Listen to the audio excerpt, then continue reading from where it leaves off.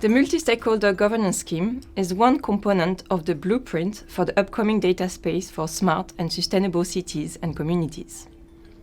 The overall blueprint aims to offer guidance on technical specifications, reference architecture, and data standards for the data space.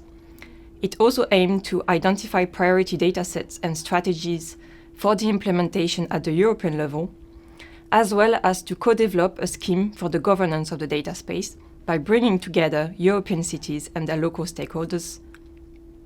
The governance scheme is structured in 3 main sections. The first part iterates the code of conduct, which includes the shared principles and vision for the data space for smart communities, details the different roles and responsibilities of data space participants, propose governance structures and recommended provisions and mechanisms to foster accountability, and review the legal and contractual frameworks relevant to DS4-SSCC data sharing. The second section of the scheme follows the framework of the Data Cooperation Canvas and provides a step-by-step guide to developing and sustaining multi-stakeholder collaboration in the context of DS4-SSCC. The last part puts forward recommendations at the local, national, and European levels to foster trustworthy multi-stakeholder data cooperation. The scheme will be further developed and enhanced during the upcoming DS4-SSCC deployment call. The second phase will start on the 1st of October 2023 and will call upon local authorities and communities across Europe to apply with broader stakeholders to become sites for a pilot. The Code of Conduct details the common vision and principles for the data space, which revolve around 6 propositions. The sharing and reuse of data should create tangible societal value and public benefits on top of economic value. Local authorities, communities, and citizens should be the main beneficiaries of data sharing. The purpose of data sharing should align with the European Green Deal objectives. The purpose of data sharing should be clearly explained for each use case. The data space should level the playing field in terms of data sharing. The governance and infrastructure of DS4-SSCC should abide by the principles of technological and data sovereignty, with particular attention to vendor lock-in.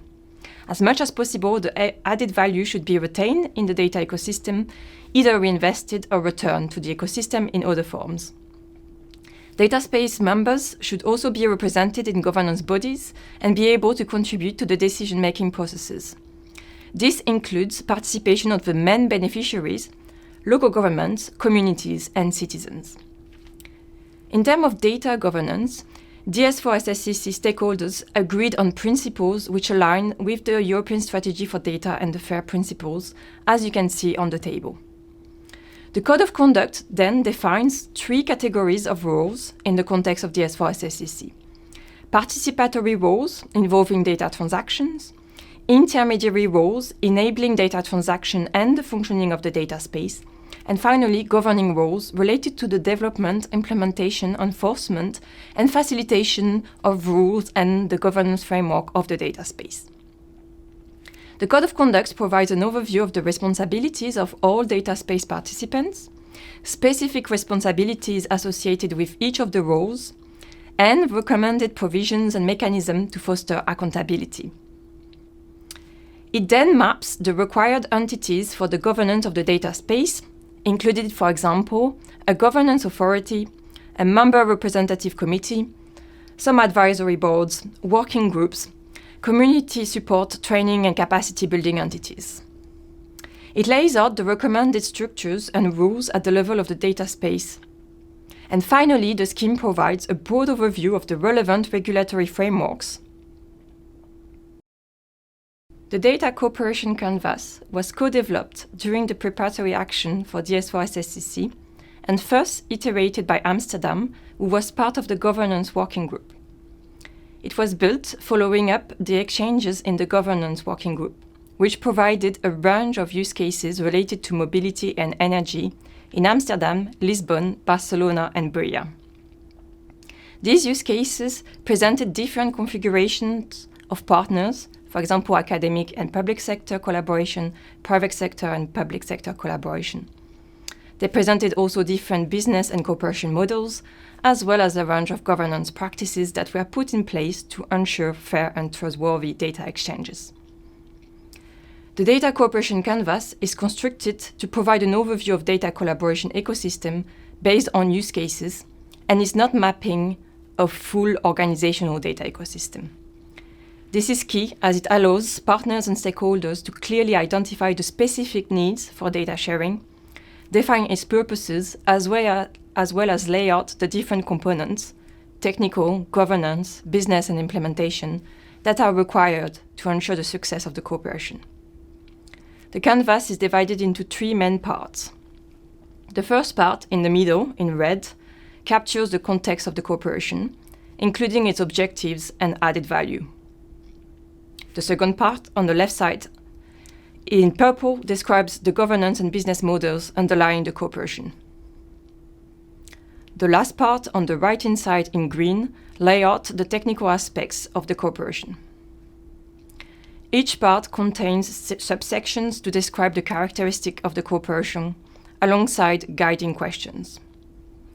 The canvas is a tool that can be used in several ways.